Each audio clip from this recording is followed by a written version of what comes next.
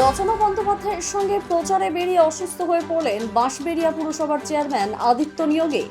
বিধায়ক তপন দাশগুপ্তর গাড়িতে তাকে নিয়ে যাওয়া হলো চিকিৎসার জন্য। হুগলির তৃণমূল প্রার্থী রচনা বন্দ্যোপাধ্যায় আজ সপ্তগ্রাম বিধানসভা এলাকায় ভোট প্রচারে রয়েছেন। সকালে বাঁশবেড়িয়া হংসেশ্বরী মন্দিরে পুজো দিয়ে জনসংযোগ করেন।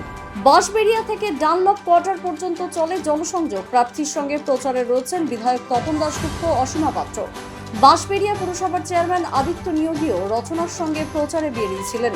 হংসেশ্বরী মন্দির থেকে পুজো দিয়ে বেরোনোর পর হুটখোলা গাড়িতে জনসংযোগ করছিলেন প্রার্থী। সেই গাড়িতেই হঠাৎ অসুস্থ হয়ে পড়েন আদিত্যবাবু। এরপর তাকে তুলে বিধায়ক তপন দাশগুপ্তর গাড়িতে করে নিয়ে যাওয়া হয় প্রাথমিক চিকিৎসার জন্য। জানা গেছে প্রচন্ড গরমে অসুস্থ হয়ে পড়েন চেয়ারম্যান।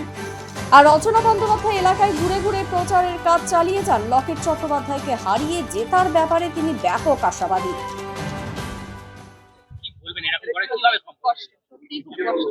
কিছু করার নেই, সবাই তো করছে, এত মানুষ কষ্ট করে দাঁড়িয়ে আছে, তাদের জন্য কিছুটা তো আমাদের দায়বদ্ধতা বর্তায়। সবাই এত ভালোবাসা, সবার এত আশীর্বাদ পাচ্ছি, সেটার জন্যই তো আসা। পরিবেশ তো রসাতলে চলে যাচ্ছে, মানে এই যে এত গরম, পরিবেশ নিয়ে কি কোনো কথা বলছেন মানুষকে? গরমটা কে করবে বলো তো, কে করতে পারে? উপরে ঠাকুর ছাড়া তো কেউ কিছু করতে পারে না। গরম কে রোধ করতে পারে? উপরওয়ালা ভগবান ছাড়া আর থেকে তাড়াতাড়ি একটু বৃষ্টি আসে। আমরা মানুষরা চেষ্টা করলেই আমরা চেষ্টা করলে গাছ বসাতে পারি। আমাদের আরো সবুজায়ন বৃদ্ধি হওয়া উচিত।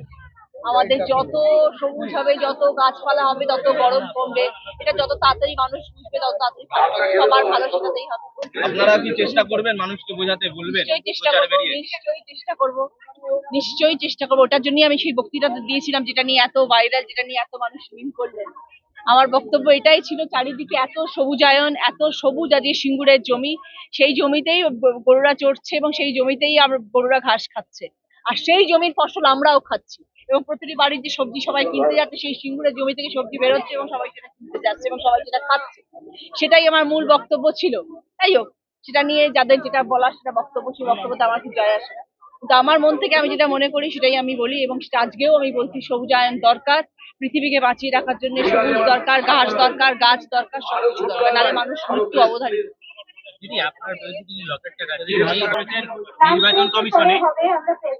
নির্বাচন কমিশনে একটা অভিযোগ দায়ের করেছেন আপনি এবং চুঁচুড়ার বিধায়ক অসিত মজুমদারের নামে।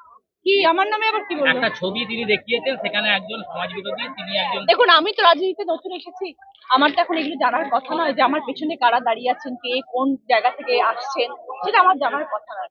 আমাকে দিদি দাঁড় করিয়েছেন প্রচারে, দিদি আমাকে হুগলি জেলার জন্য পাঠিয়েছেন।